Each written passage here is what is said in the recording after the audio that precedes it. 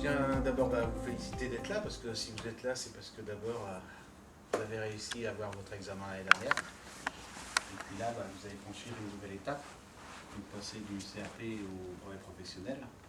Et cette étape, c'est une marche que vous allez devoir monter. Donc ça va être à vous de faire des efforts pour la réussir, cette marche, hein, sachant que le BP, forcément, c'est niveau bac. C'est moi qui l'ai eu pendant les 2 années de CAP. Donc ça a toujours été quelqu'un qui a été très motivé par le métier. Il a toujours eu la particularité d'apprendre sans forcément faire d'efforts.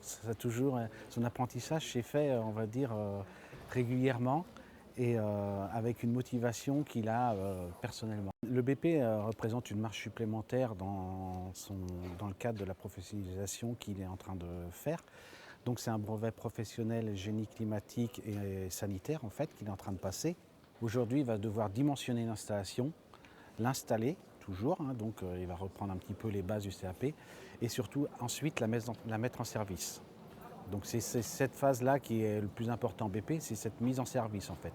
Donc il va devoir faire des analyses de combustion sur les chaudières et vraiment expliquer au client comment il fait pour avoir 20 degrés dans sa maison, ce qui est la demande du client final.